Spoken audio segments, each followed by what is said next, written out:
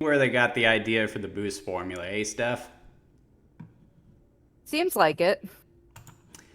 Anyway, good evening, people of the future. My name is Jager Newman. Welcome to the Game Reserve, and I'm a warden in these parts. And joining me tonight is my partner in crime, none other than Steffi, the MLG Panda. Hello, people of the future. Yep, and tonight we are playing Sonic Rush. I remember last time we played Sonic, Steffi, you actually mentioned that the Sonic Rush games are actually some of your favorites in the series. So, what are your Well, memories with these games? definitely the first one was my favorite. I wasn't so big a fan of the second one, but I remember I got Sonic Rush and Sonic Rush Adventure both when they came out, and I played them so much when I was a kid and would listen to the music over and over and over, and I just have fond memories of them. Yeah, that's about my memory with Sonic Rush 2. I remember distinctly getting this game as a Christmas present one year, and that I was so excited to play it that I actually tried to pick up the 3DS, the DS, just because it was sitting there and try to play it, which, of course, my folks weren't going to let me do while we were opening Christmas presents. And I remember playing this one as well as the sequel lots. But honestly, my memories with it aren't as vivid as, say, the advanced games. Like the whole DS era was always something of a blank period for me. I'm not exactly sure why. I just don't have many fond memories with the system as a whole. But every time I go back to the Sonic Rush games, I usually do have a pretty good time with them. So I am pretty excited to showcase them for the channel. However, we are doing something a little different this time around because for the first time on the stream, I'm not going to be the one playing the game. Instead, Steffi's going to be taking the wheel for this one. Woohoo! It's about time. Yeah, we've been trying to work something out in this regard for a while now. The original plan was for the first one to be when she was visiting me earlier this year and have it be Mario RPG. But unfortunately, Nintendo took out the ROMs for that. Thanks a lot, Nintendo. And they didn't have it up on the Nintendo Switch Online, so we had to put that one off. And we found ROMs for Sonic Rush as well. So through Discord, Steffi's going to get a chance to play for the channel. Isn't that Yep, exciting? it is. And also, some more good news. After some digging, I was able to find a ROM for Mario RPG, so that will be coming later. Yes, we're going to cover that one when what's it called? The new Mario and Luigi comes out. That's Oh, when I I'm want to do so that. I think that excited. comes out in November, I believe. I'm so excited. I'm such a big fan of that series, and I can't wait until we get to it on the channel. I've only played the first one, and I'm excited for it. But enough jawing, Steffi. It's time to get started here. Sounds good. Okay, so into Discord, I'm going to disable my screen share. And Steffi, now you boot yours up. All right, are you ready? I'm ready. Checking my time, how much an hour is. Stephisaurus Rex. What's that Pokemon called again, Steph? Dragonair. Dragonair. You have a tattoo of that, don't you? I do. It's my favorite Pokemon. I just want to make sure real quick. Is my volume okay? It's not too loud. uh, hold on a sec. Let me check OBS because I've got it turned down real low, so I'm not picking up any feedback. Ah, crap. Damn it. It Speak, sounded Steph. loud on my end, so I turned it down. Oh, so you're good then. I thought for a second Discord wasn't picking anything up, but we're Oh, good. You're okay. not. You're coming in nice and loud, Steffi. When you speak, you're going right into the yellow and butting up right against the red, which is right where we need you to be. Fantastic. But I'm not seeing your screen per se. Hmm. Are you sharing your screen or are you sharing the emulator? I'm sharing the emulator. Try just sharing your screen. Okay. When you go to screen share, it I should got say it. screens on there. Can you see that?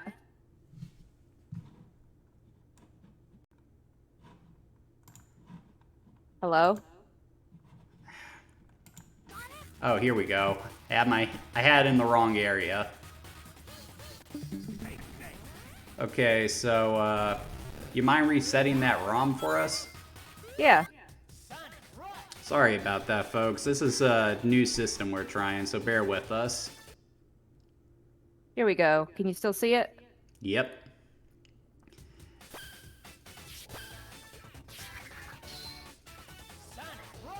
It's a pretty good title screen. The logo and graphic design is great, and I love the title. I mean, they obviously took it from the greatest rock band of all time, so yeah, good on you, Sega. I don't think it was taken from the band Rush, Jager. I think it was Rush because, Sonic goes fast. You say that, but you do not know. Do you Anyway, know? let's go ahead and get started, Steph. Alrighty.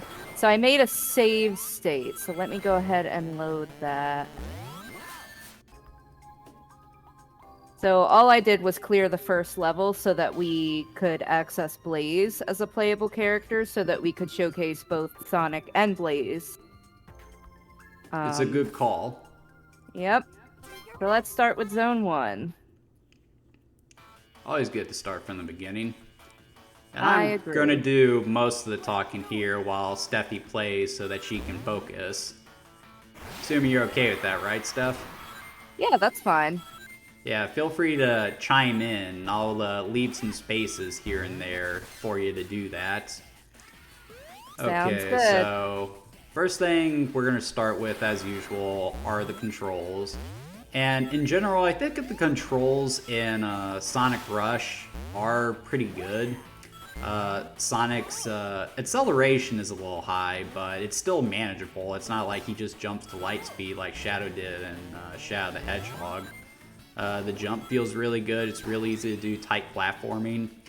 But what's interesting about Sonic Rush is that it was actually the first game in the series to introduce what would come to be known as the boost formula. So you see on the top screen there, on the left, a meter, and that's called the tension gauge. And when that has a charge in it, with the press of the button, Sonic will jump to light speed. And you can, of course, just use it to, jump to top speed right away, or you can hold the button and Sonic will just plow through enemies like he's a bulldozer, which is a lot of fun. So the boost formula is something that gets a lot of mixed reactions these days, but I think it's pretty well implemented in Sonic Rush. What do you think, Steph? I was actually going to say that I didn't realize that this was the first game they utilized that in because it feels so natural. Because they use the boost function in future Sonic games. I really like it a lot. I'm admittedly not great at platforming, so there are times where I'll screw up going around the loop or I won't be fast enough for something, and I love that I can just use the boost function to get me back on track. It is a pretty good inclusion, I would say.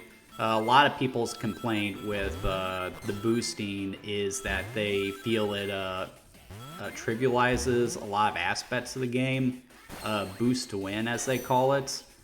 But I don't think that's really an issue in Sonic Rush, and the main reason for that is your boost doesn't last your boost doesn't last too long. If it's fully charged, you can maintain your speed for a while, but it'll still run out pretty quickly, and when that happens, you're back to regular speed. And the way that the boost works too, you can't just boost through the level. I mean, you have moments like this where you need to see what you're doing and focus on the platforming. Now, there are times where throughout the level, like right now, it'll raise up the boost gauge and it'll be like temporarily infinite. And those are sections of the level where it's kind of made for you to boost if you want to. And That's so I exact. think that that's an excellent strategy that they used for it. Yeah, that's an excellent point, Steffi. And whenever I play Sonic Rush, I tend to try to use my boost strategically, like really just kind of using it in place of the spin dash, really. Just using that button to hit top speed instead of stopping and mashing the button like you normally do. Oh, yeah. But the spin dash is still there, though that and also the drop roll has sort of been given less significance here, so in that respect, it does take a while to get used to the change in muscle memory, but I would still overall say that the boost is a good inclusion here. They also don't have the homing attack in this game, which messes with me a little bit because I keep trying to double press A to home attack and then it doesn't work. Well, they actually do have the homing attack in this game, Steffi, but you gotta use the R button to activate it, and honestly, it's a little unreliable, so I wouldn't bother trying that. See, the game encourages you to press the R button to like dash a little bit or to jump higher or to get some extra points when you're grinding, but it doesn't really like it's too finicky because it's also the same button for the kind of homing dash thing and it doesn't work. Yeah. Aside from using it to, just get that little bit of extra air in order to get a little higher to reach a certain platform, I rarely ever use any of that stuff. I But believe in the sequel there's some levels that require you to use like the high jump and things like that. as I But was not so much playing, in I this didn't one. find any levels that required you to use that, so it is mostly optional, which is how it should be, I feel. Yeah. I So, could be remembering wrong. so now we got to get into the presentation here. And, I mean, I remember when the 3DS first came out and just being blown away by stuff like this. Like, I never thought we would have 3D graphics like this on a handheld. It was just, it was crazy for the time. Jager, you said 3DS. This was actually the DS. I'm so used to saying the 3DS, and like, I was playing Sonic Rush, all the Sonic Rush games on my 3DS anyway, so like my 3DS is just kind of taking the place of the DS. But yeah, I'm talking about the DS. Like the 3D graphics at the time were crazy, and you know, a lot of people liken the Nintendo DS to the Nintendo 64, but these graphics right here, I mean, this is way better than anything that could have been on the N64. Let me tell you, like Sonic's character model is really good. Eggman's mech there is fantastic, and like the size and scale of it, it's just outstanding. The graphics in Sonic Rush are actually really good. I like that rather than go for a full 3D Sonic game, which would have been a bad idea given that the DS still uses a D-pad. Using the 3D graphics to create something of a 2.5D game, it actually does work to the game's advantage because it allows it to, remain simple, which for primitive 3D graphics probably is best. That's why certain games on the N64 hold up while others don't. Some tend to get a little too ambitious. So I am actually playing this with a Switch Pro controller, Uh-huh. and it's working really, really well with the joystick. That's usually the sign of a game that was really well designed in my experience. And I also, agree. in regards to sound design, Steffi, this is a little off track here, but how satisfying was it to take out that boss right there? I love that. I love the music, I love the sound effects, I love everything about the sound design of this game. Yeah, I it's feel like I could fantastic. spend I feel like I could spend the whole hour just talking about the sound design in this game. Let's see. I should be able to switch to Blaze. Hit the B button. Not Or working. maybe start. There you go. Maybe I need to return to title. Yeah. Fun fact about the music in this game, if it sounds familiar to any of you people, that's because it was done by the same guy who did Jet Set Radio on the Dreamcast. Blaze the Cat. Now, here was a character that just got so much hate when this game was first unveiled, because this was around the time when it was just becoming a joke that every single Sonic game had to have a new playable character. So when people saw Blaze, they just immediately wrote her off. Nobody thought she was going to be anything of note. And that was sort of my thought when I first saw Blaze 2. I just didn't like the design initially. But as soon as I started playing as Blaze and started getting to know her as a character, I immediately grew fond of the character. Like, Blaze is one of the best characters to be introduced in a Sonic game since Shadow, I would say. What do you think, Steph?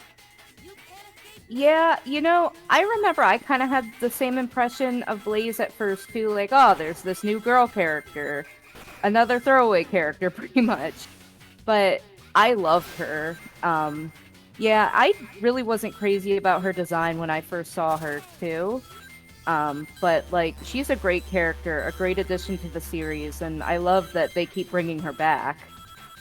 Yeah, like, what I've always...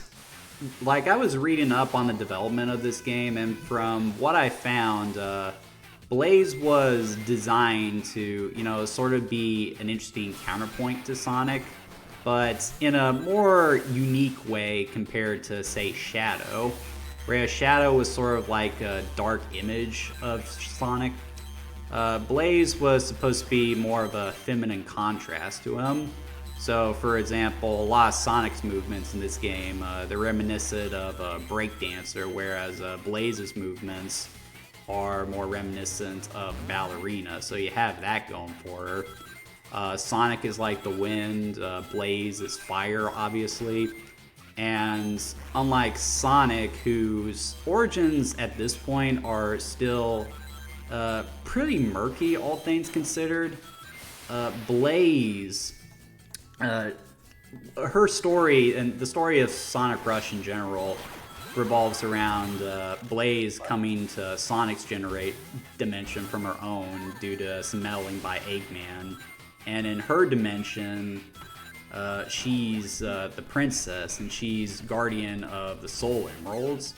But her backstory is that, like, she was born with these pyrokinetic abilities. And because of that, kids thought she was a freak. And anyone who actually, was civil with her, they really only did so because of her title. So because of that, Blaze is somewhat antisocial, which definitely puts her at odds with Sonic to some degree. But of course, her interactions with the Blue Blur, as well as other characters, most notably Cream the Rabbit, do cause her to come out of her shell a little bit. So... yeah, Blaze is just a really fascinating character, and I actually love watching her interact with Sonic because of all the baggage she has. It's just fun seeing Sonic interact with all that. No, Steffi! I used to ship Sonic and Blaze. I think a lot of people do. Even in the IDW comics, they do kind of hint at the fact that Blaze seems to have a... something of an attraction to Sonic. But don't tell Amy I said that. Steffi, why'd you do the same thing again? Learn from your mistakes. It is the way of life. Alright, I got it this time. You no, sure? I don't. Come on, Steffi.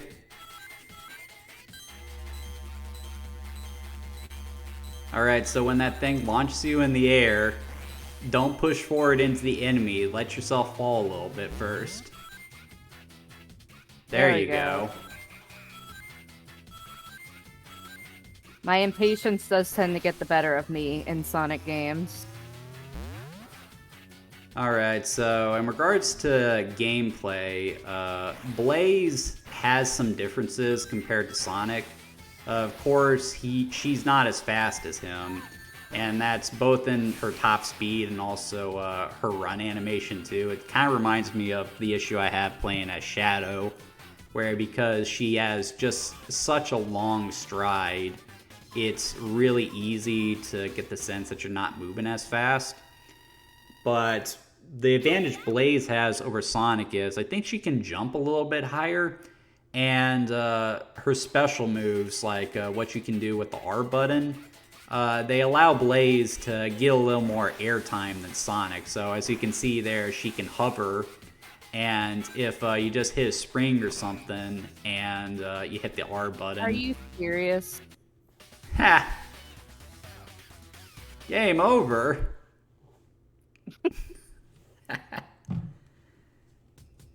So one thing I did want to say in regards to the sound design again, something I really love about this game, is that Sonic and Blaze have the same songs for each of their levels, but it's remixed differently based on which character you're playing as. Huh. And I love that so much. Actually does kind of make sense. Now, before you get started there, Steffi, we started at 8:35 and it's 8:55 right now, so I think we're past the allotted time for Sonic Rush. It's time to move on to Sonic Rush Adventure, but overall, what are your thoughts on Sonic Rush? I still love it. Honestly, I wish we had a little more time to play it, but I'm just not the greatest at platforming, so maybe I wasn't the best choice to play, but I'm having a blast. Well, I know this is one of your favorites, Steffi, so I thought you should take the wheel for it for your first time out. And you always join me for Sonic videos, so... I'm happy to be here. And my thoughts on Sonic Rush. I feel like Sonic Rush is one of the more underrated games in the series. It does have problems, the big one being that it is a little on the short side, and the boss fights, while they are really cool, they do tend to drag a little bit, especially later boss fights. But the story is great, the level design is fantastic, the music and presentation is top-notch.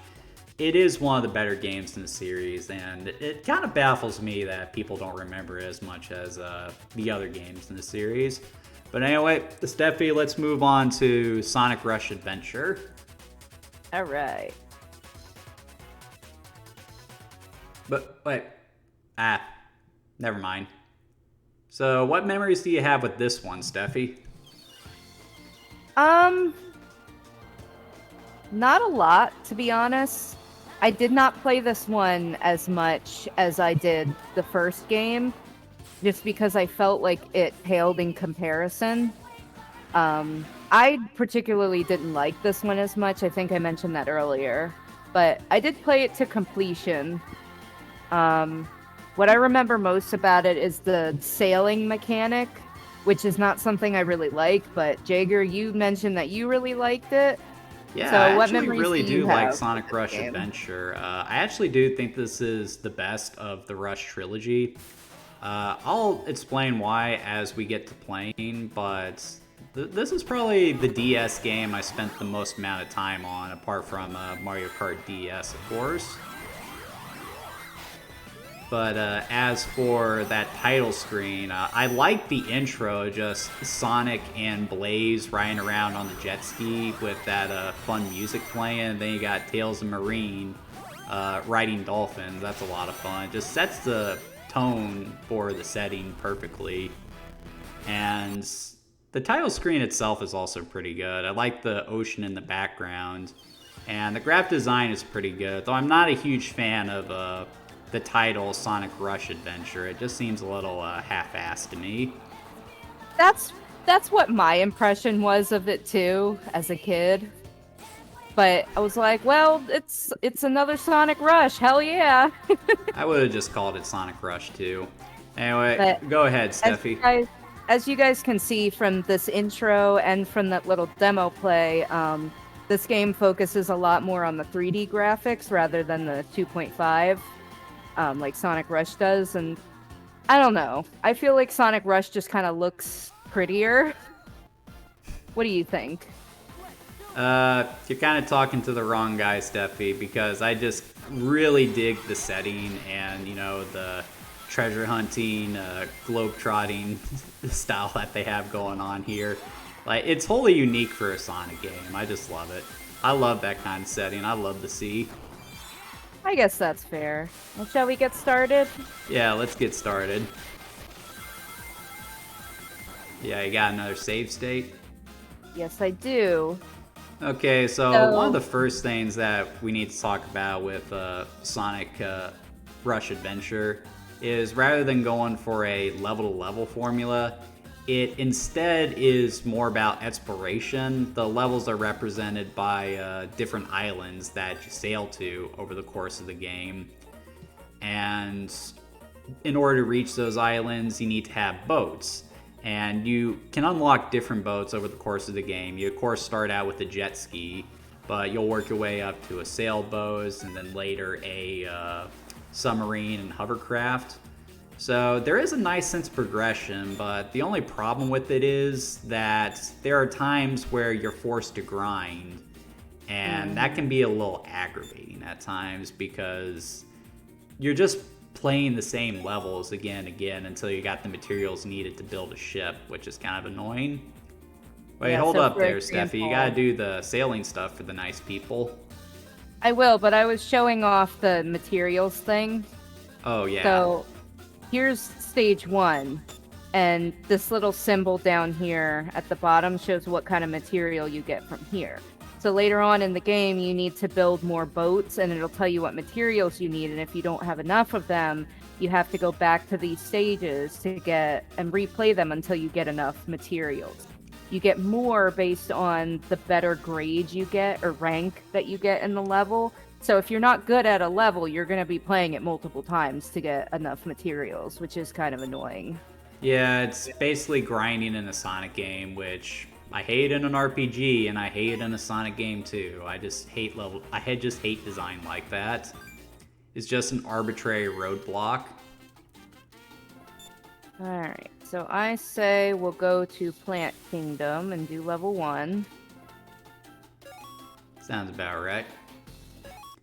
And I'll bet this is awkward to play with your mouse, isn't it, Steph? Yep, I was just going to say I'm doing this with a mouse, so the input isn't as fluid as it would be if I was using a stylus.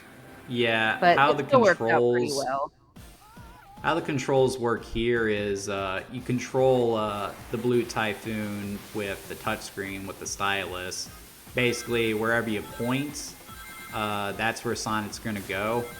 And actually playing on hardware with Nintendo DS, it actually feels really good. It's really fluid. You can definitely tell why they chose to do that. But like if you're playing on an emulator like it can definitely be challenging. But I actually do like certain, like these boat sections are gonna make or break the game for a lot of people. Personally, I really enjoy them, at least some of them. Like, I love the Blue Typhoon ones, just the sense of speed you get is a lot of fun.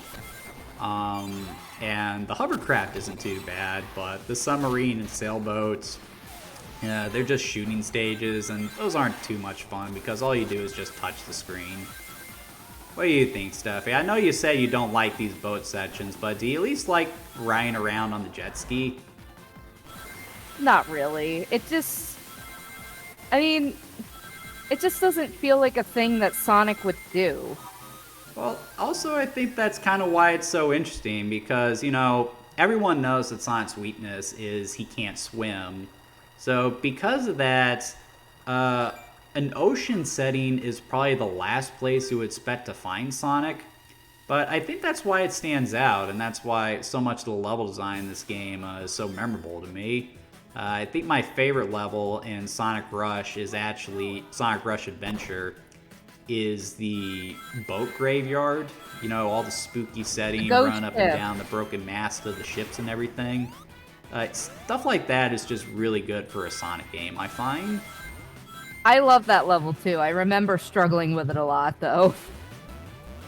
Yeah, there's some great level design in Sonic Rush Adventure. Like, one of the problems I have with Sonic Rush in retrospect is that the level design is kind of redundant as far as Sonic goes. Like, there aren't really too many original levels in there. You got your Green Hill type zone, you got your water level, you know, stuff like that. But Sonic Rush, because of the nature of the setting, it's a little more varied, I find, and I get really into that. Like, the first couple levels are pretty standard. You got a steampunk level, you got this level right here, but then you get to the third level, which is based on coral reefs, which is really cool. Then, of course, you got the boat graveyard, which is really awesome, and one level which is closely tied to Blaze. It's similar to Angel Island, but it's got a more fire theme to it, which is really cool. So yeah, I think the level design in Sonic Rush Adventure is superior to that of Sonic Rush.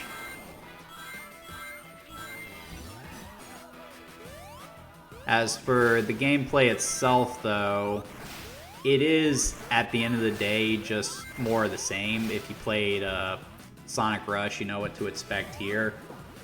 But that isn't really a bad thing, because gameplay-wise, Sonic Rush was just really solid overall. What do you think, Steph?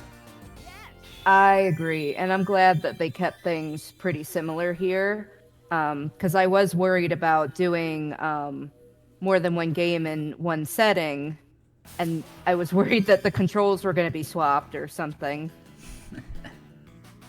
Like, if it works, don't try to fix it. Yeah, exactly. One thing that we haven't mentioned yet... Game, I might have a little trouble with it, just because... So, these two games I played a ton of. I never played Sonic Colors on the DS. I had the Wii version. Oh, yeah. So, we'll see how that goes. We're getting ahead of ourselves, though, there. Yeah. So, one thing I don't think we brought attention to yet, Steffi, is how Sonic Rush uses the dual screen format of the DS. So, obviously earlier you saw how you use the touchscreen to control the boats, which was, you know, a pretty common usage of the DS at the time. But that's also how you controlled Sonic in the special stages in the original Sonic Rush. Oh, yeah. But the more famous way Sonic Rush uses the dual screen format is that when Sonic goes to the higher path of the level, he'll actually go from the bottom screen to the top screen, which I actually think is a really cool touch.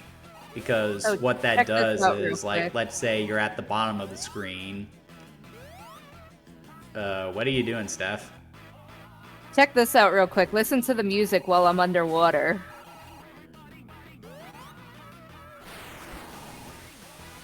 Do you hear that? Oh, it gets distorted, doesn't it? Yeah. That's kind of funny. Sorry to interrupt.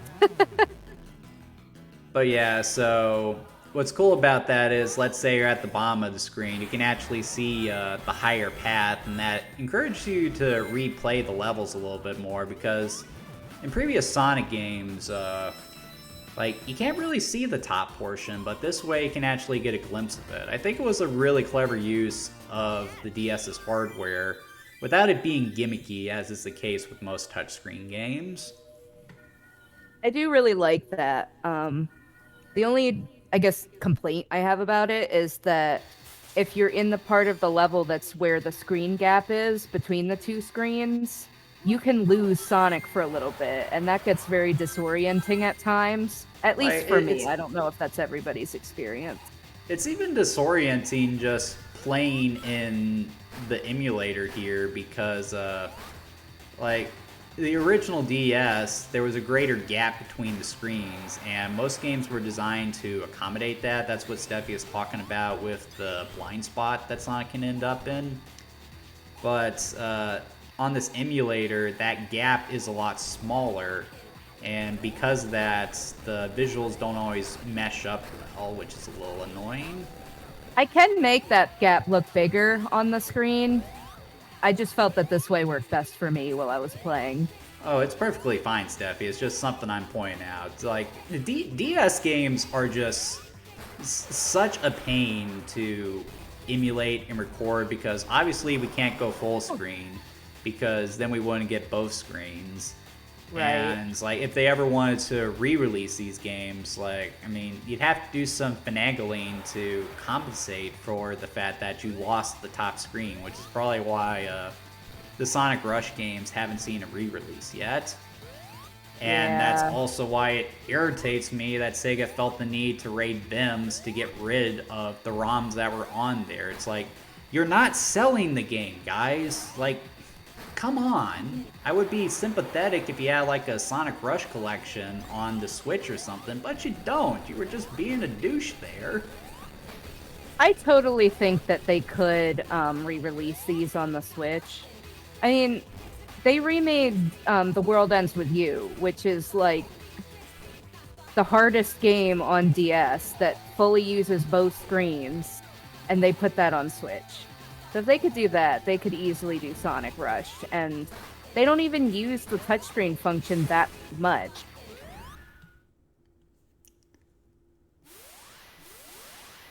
This boss theme did sound very Jet Set Radio Future. Well, it's still Jet Set Radio. It's the same composer, though. Like, with the first game, he was trying to capture the feel of Sonic while also combining his own style to it. You know, that Japanese hip-hop thing he's got going on. Mm-hmm. But he also tried to make it fit with Sonic. And with this game, he wanted to create a more adventure focus to it. Which I think he pretty much succeeded at. That the soundtracks between these two games are very distinctive. They are. It's still really great, and I love this composer. I wish he did more. Yeah. Jet Set Radio, I think, is supposed to be getting a third game coming out here soon. I wonder if they brought him back to do the music, or if they're just gonna, you know, cheap out and do a licensed soundtrack, which would be a disservice to that franchise. Yeah. The best part of Jet Set Radio is its soundtrack. It's just so unique compared to, you know, basically anything else, and it just fits the art style so perfectly, too. Oh, I agree. So, what classic Sonic stage does this level remind you of? I want to say it reminds me of Robotropolis in Sonic 2, but it more reminds me of the second level in Sonic Advance. What does it remind you of? Yeah, I was getting really heavy vibes of Chemical Plant Zone because of the intersecting paths, these little smoke things. That does make me think, but whereas Chemical Plant is sort of a futuristic, well, chemical plant, this is more of a rustic steampunk setting, so it still does have its own unique flavor to some degree. It's just, you know, these machinery-heavy levels are very common in the Sonic game, so, like, the steampunk aesthetic doesn't really enhance it a whole lot, I would say. Well, I mean, when the main antagonist's whole thing is wanting to build like a robotic empire, I mean, you kind of expect to have steampunk and machine-based levels. Speaking of that, Steffi, that's something else that we haven't talked about, and that's the story of Sonic Rush. So the premise of this game is that whereas in the first game it was about Blaze ending up in Sonic's world, in this game, Sonic and Tails actually end up in Blaze's world. And I remember coming to that realization and my jaw just dropping because I had never thought of that happening up until that point. So that was really cool. I was very excited when I found that out. Yeah, so that was really cool. But I feel like they don't really do enough with that because we don't really see a whole lot of Blaze's dimension here. This kind of just feels like it's a small section of the world. Like, we don't really get to see Blaze's kingdom or her subjects or how she lives, how people perceive her. I feel like that was a wasted opportunity, but the bigger wasted opportunity for me here is the villain. Like, in this game, Sonic, Tails, and Blaze, they go up against a pirate by the name of Captain Whiskers, which I was all for because, like, while I love Dr. Eggman, I like seeing Sonic go up against a wide variety of villains. That's part of what made the Archie comics so much fun. He had a very extensive rogues gallery, but they just completely waste that opportunity here instead. Captain Whiskers, you look at him and he's exactly who you think he is. It's so lame. And of course, I don't remember a thing about Whiskers, so that should tell you everything. And I believe Sonic Rush was also the introduction of one of your favorite characters in the series, Steffi. Are you talking about Marine? Yeah. Oh my god, Marine is so irritating. Yeah. See, remember how we were talking about our skewed expectations of what Blaze would be? That's what Marine ended up being.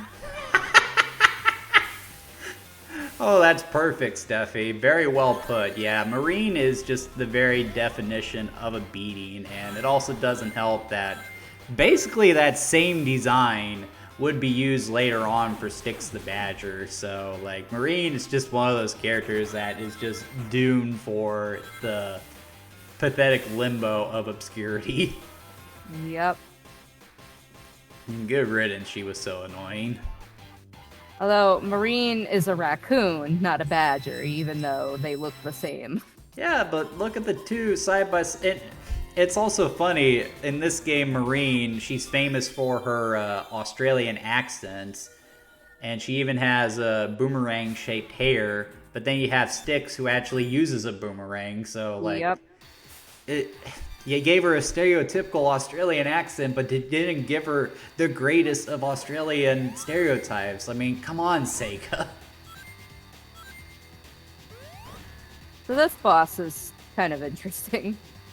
Yeah, I think this is a fun boss fight, especially if you start going back and forth between the two Wrecking Balls. One thing I will say about these boss fights here, they're a little more complex than they were in the first Sonic Rush, and because of that, it doesn't run as well. You can tell this is running at a chuggy frame rate, whereas I think the boss fights in Sonic Rush actually ran at a 30, maybe even 60 FPS. They move so smoothly. So they definitely got more ambitious with this one.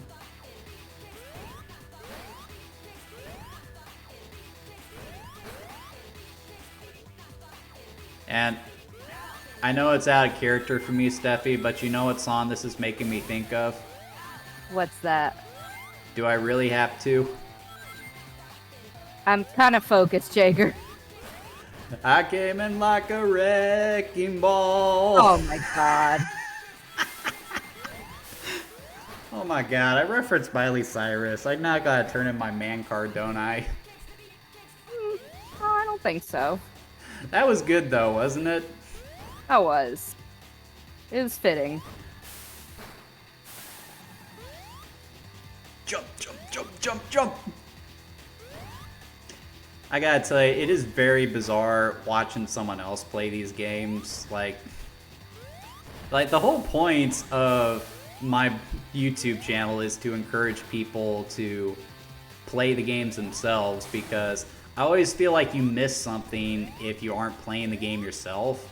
So, like, I'm trying to decide if that's really how I feel, or if I just really hate watching other people play games. Or am I just doing too bad a job for you? No, it's just, you know, maybe it's just a feeling, I want to play. Well, I hope that our viewers are getting that feeling, because I absolutely recommend checking out these games. While it was a bit of a struggle to find the ROMs for them, they are out there. And copies of this game aren't going to set you back too much. None of them are terribly expensive, no more than $40 in my experience. But it's time to move on to Sonic Colors, Steffi. So, You basically already said what you thought of it, but what do you think of Sonic Rush Adventure? I mean, it's not a bad game. And replaying it now is making me like want to play it again. So I could see myself like getting through it all over again. But I still prefer Sonic Rush to Sonic Rush Adventure. And that's a fair point. And in general, Sonic Rush probably is the better game between the two of them, but I feel like Sonic Rush Adventure just appeals to me a little bit more.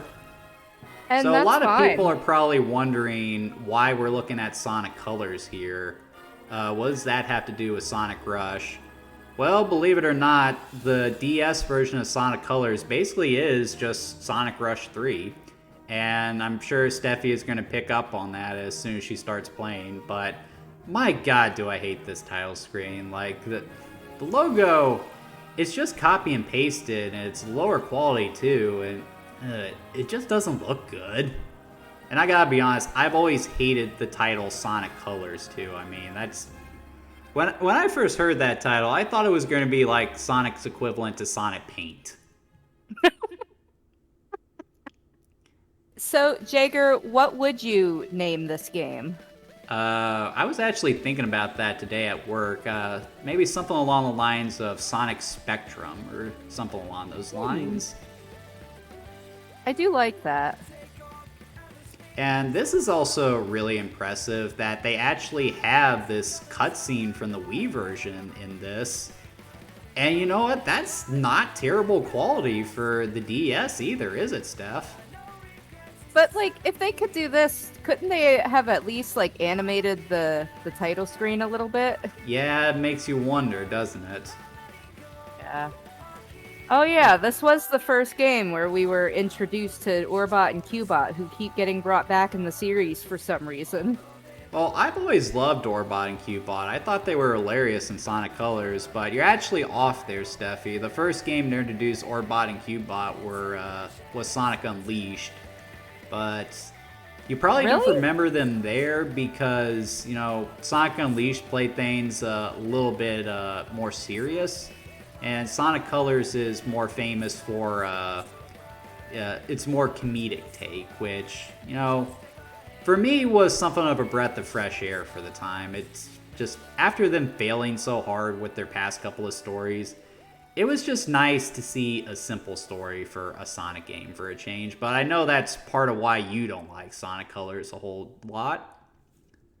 Well, it wasn't so much that the story was simple, it was that it relied so much on comic relief that it was just cringy to me. I can see that. But anyway, why don't you go ahead and get started with this, Steffi, because this is the only one you haven't played, so I'm curious what you think of it. Alright. I think I played through the first level just to play test and make sure the game ran fine. But other than that, I'm all new to this.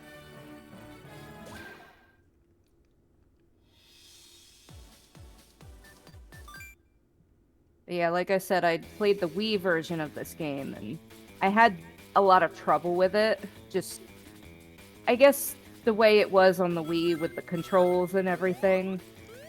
How did you I was play never it? able to finish it. I don't remember. Because Sonic Colors is one of the games that smartly included all the controller options that we had available to it, so like you didn't have to use motion controls. You could always just play with the classic control or the GameCube control. So like I don't remember control ever being a problem with Sonic Colors. Knowing Far from me, it, I actually. Knowing me, I probably was trying to play it with motion controls, and that was the big problem I was having. Yeah, that's a problem a lot of people had with that, but I feel like Sega included that stuff for a reason. They probably didn't want people to play that way. Oh, they definitely refined the homing attack in this game. Oh yeah, I'm generally against them having the homing attack in Sonic games, in 2D Sonic games, because I don't really feel like you need it. But if it must be there, it is pretty well implemented here. I also noticed that the boost gauge is gone. You get that after this level. Ah, okay. It's a wisp power-up, but Gotcha. it still functions the same way it does in Sonic Rush. You still have the tension gauge and everything. And they moved the homing attack from R to A. Yeah, try to make it more familiar, I would say. And that music, it also sounds pretty spot on to the Wii game, doesn't it? It does. Like, in general, I think the presentation in Sonic Colors for the DS is actually really good. Like, they do a really good job bringing the style of the Wii game onto a 2D game. And yeah, it's pretty stellar overall. The music, the visuals, everything. It's all top notch. It's great. And that should come as no surprise because this was 2010 after all. You know, this was one of the later releases for the Nintendo DS, so it stands to reason that the graphics would be fantastic. Oh, Sonic's disappointed I only got a C. Should I do the special stage? I'll leave that up to you, Steph. Oh, let's give it a look. After all, we didn't do the special stage in Sonic Rush.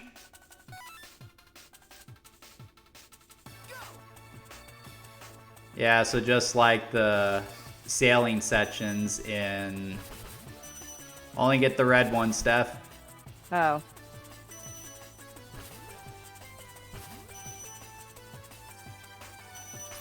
You can get the multicolor ones, though. Yeah, I figured that. But I was asking, were the DS and the Wii versions released at the same time? Yes, they were released at the same time, but obviously the DS version sort of fell by the wayside. And that does lead to an interesting topic, and that is handheld versions of console games. That wasn't a new thing before Sonic Colors came out. A lot of games did that, particularly multi-platform games, like Ty the Tasmanian Tiger and what have you would have a handheld version. But I think it was a bad idea to start doing that with the handheld Sonic games, because all that's going to do is just hurt the sales in the long run. Like, when I was a kid, when something like Sonic Advanced or Sonic Rush came out, I immediately wanted to play that because I looked at it as the next Sonic game. So, because of that, I went out of my way to play it. But when the handheld version of Sonic Colors came out, I didn't bother with it when it first came out because why the hell would I play this instead of the Wii version? So I didn't realize that it was basically Sonic Rush 3. So that was just a piece of bad marketing on the part of Sega. Yeah, they should have just let Dibs make an original game. And that's not the only game I can think of where doing that has really hurt it in the long run. Have I ever told you about Metal Gear Ghost Babel, Steffi? No, you haven't. So Metal Gear Ghost Babel was a handheld entry in the Metal Gear Solid series for the Game Boy Color.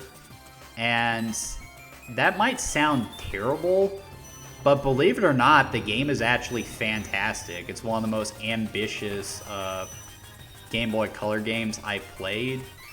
And like, it stands out so much. It is such a good game.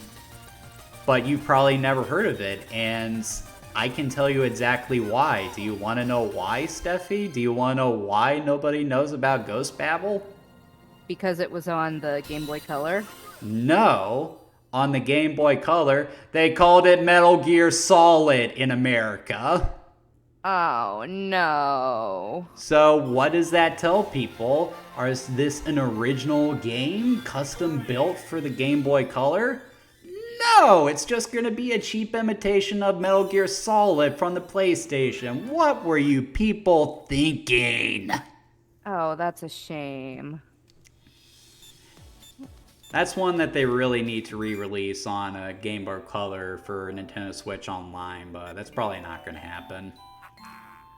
And of course, it does tell basically the same story as the Wii game, though obviously it's not as much fun since you don't get the cutscenes. They can't squeeze all of them in here, so that is a little disappointing. Like, I loved watching Orbot and Cubot in Sonic Colors. Like, I just loved the fact that Cubot had a cowboy accent in that game. And I wish that remained for the entire series because that was just a fun gimmick for him. They did do a throwback to that in an episode of Sonic Boom. Of course they did. There's so many episodes of Sonic Boom. I can't remember all the great gags of that. I'm gonna view the tutorial. Yeah, it's basically just going to be the boost formula. Well, too bad, because I already hit yes.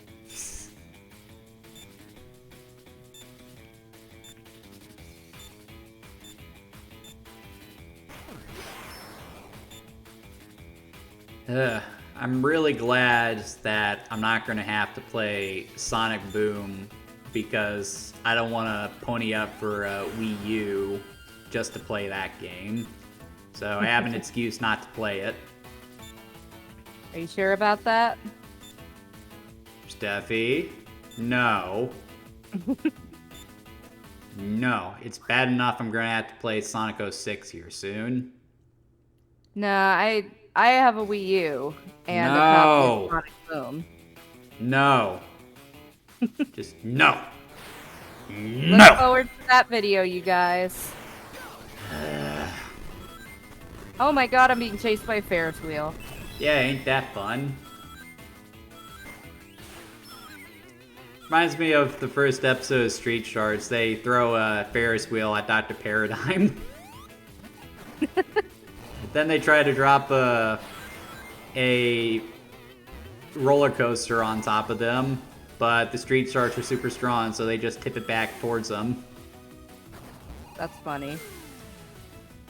Like the Street Shark toys that they've started putting out again, like I bought a couple of them and they are just awesome, dude. I hope you can jump off the wall there, Steph. I hope that the sales of it leads to like a new revival of Street Sharks. I would love to see Street Sharks handled by a competent writer. That would be nice. Yeah, because pretty much all the cartoons back then were made just to market toys. And that is exactly what Street Sharks is. The first couple of episodes feel like they have more of a brain. But after that, it just devolves so quickly. Yeah. But yeah, you see why I say this is the third Rush game, Steph? It does feel similar, but it is different too. Yeah, I feel like that's mostly because like it's hard to think about this game and not think about the Wii game, obviously. Right. Which, again, I kind of wish they had just let Dibs develop a third Sonic Rush game instead of forcing them to do this. I would have loved that. This game is just always going to be one of those obscure Sonic games because of its connection to Sonic Colors. Like, Sega just should not have done that. They just should not have done that. Yeah, and it's really disappointing me, the quality of the music in this game from what we just came from. Like, this is boring. I take it you weren't a big fan of the soundtrack in Sonic Colors, were you, Steph? Some songs, but I mean, just because I'm playing this on the DS and we just came from Sonic Rush's amazing soundtrack, like this really is not the same. Yeah, and honestly, I'm not the biggest fan of the soundtrack in Sonic Colors myself. There are a few tracks I like. I love Cosmic Roller Coaster, but this is that stage in the series where Sega, for whatever reason, was hung up on Sonic having an orchestral soundtrack, not too dissimilar from what is it called? Super Mario Galaxy. But where does that Yeah. sort of fit the tone of Super Mario Galaxy? It just never fits for Sonic. I've said it once, and I will say it again. Sonic needs a rock and roll soundtrack, and I will hear no arguments about this. I, Sonic Rush had a little bit of a hip hop feel to it, but there was still something of a rock feel to that, and that just made for a great soundtrack.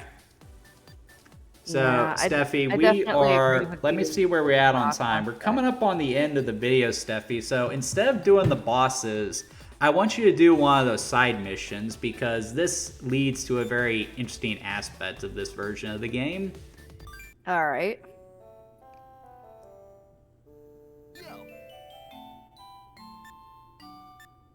And that is that other Cream. Sonic characters appear for whatever reason. So you got Cream here, but when I say everybody makes an appearance, Steph, I mean everybody appears in this game. It's Blaze You got here. Cream, you got Amy, you got Knuckles, Blaze, Silver's in the game, the Why is Chaotix. Silver Everyone is here? here for whatever reason, and I don't Come on. understand why that's the case. It's just like, what made you guys decide to do that? But it does So add more content. It adds new side missions to the game. If you just play the game from start to finish, it actually is shorter. Probably even shorter than Sonic Rush. excuse me? Come on, Steph. I home attacked it. I don't know why it didn't work. Go, Steffi. Save the little critters. Wait, isn't that all we do in a Sonic game? Pretty much.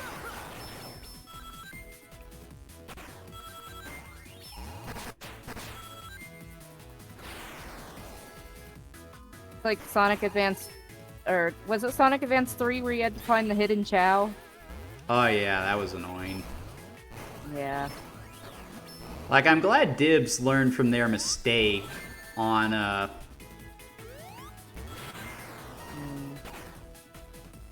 special stages with the advanced games, because it was just a pain in the butt to get the Chaos Emeralds in those games. The special stages and how you get the Chaos Emeralds in Sonic Rush and in Sonic Rush Adventure. Simple, to the point, not terribly difficult. I think that's a good place to call it, Steffi. We're at our time right here. So, what Sounds do you good to think of me. Sonic Colors on the Nintendo DS, Steph? I like that it feels like Sonic Rush. I feel like I need to play a little more of it to really give you a good opinion about it. But I mean, it is kind of weird because it's trying to be the Wii game, but it's also trying to be its own thing. It's very strange. Yeah, like, I think this is a decent enough game, all things considered, but at the same time, Sonic Rush, Sonic Colors on the DS, it's not necessarily that I think there's something wrong with the game. It's just one of those cases where it kind of is, because as I've been saying as you've been playing this, it just would have been better if they had let Dibs make an original Sonic Rush, just, round out the trilogy, but instead they, for whatever reason, decided to have them do this weird handheld version of Sonic Colors. And while they still did a decent job because it is built on the rock solid foundation of two fantastic games, you just wouldn't play this over the Wii at all. It just doesn't create any reason why you'd want to do that, apart from the fact that it's similar to Rush. And if you're going to play it because it's similar to Rush, why didn't you just make it a Rush game, damn it? Seriously. But yeah, so that's the Sonic Rush Trilogy. Pretty good collection of games, I would say. Wouldn't you agree, Steph? Yes, absolutely. Yeah, so if you guys are interested in any of these games, as I said, physical cards aren't too hard to come by. I think Sonic Rush itself only goes for about $20. Sonic Rush Adventure and the Colors game, those are going to be a little more expensive since they weren't as popular. but still not terribly hard to find. But yeah, highly recommended. But anyway, that's going to do it for tonight, guys. So, what did you think of actually playing instead of watching for a change, Steph? It was a little hard for me to focus on what you were saying at times. Um, I feel like I was able to respond to you fine because I was worried about that, but it was different. I think you did I a pretty liked it good though. job, Steffi, and from someone who has done, according to my YouTube feed, 180 of these videos so far, uh, yeah, it can be a little hard to talk and play at the same time. But I think you did a rock solid job, Steffi. Fantastic. Well, thank you. And like what we've been talking about is you actually doing your own videos here on the YouTube channel, you know, without me poking around, which for certain games might actually be better. For like, for example, you probably would have given a more enthusiastic take on Chrono Trigger than I would. And I can think of several games where that would be the case. Probably Mario RPG would be another good example of that, but I would still like to do that one with you. Yeah, but I can take the driver's seat on that one. Oh yeah, you're gonna take the driver's seat on that one. Mostly because I just get bored playing RPGs, especially that one, but that's a story for another time. Yeah, I feel like this was a good practice for that. Yeah, definitely good Um, practice in general. But anyway, and that's gonna also, do it for tonight, guys. If you enjoyed tonight's content, please be sure to like and subscribe. I do these videos every Saturday, typically live, but me and Steffi decided to pre-record this time because she's got some stuff going on Saturday. She wouldn't be able to make the live stream. But every time something like that comes up, I'll be sure to record something for you guys. And if there is anything you would like me or Steffi to play for the live stream that you think would be interesting, feel free to leave it in the comments. And if it's something that either of us would be interested in looking at, we'll be sure to add to the list. Anyway, thank you guys for joining me, and thank you for joining me tonight, Steph. thanks for having me. All right, guys. Hope you guys have a good work week, and I'll see you next time.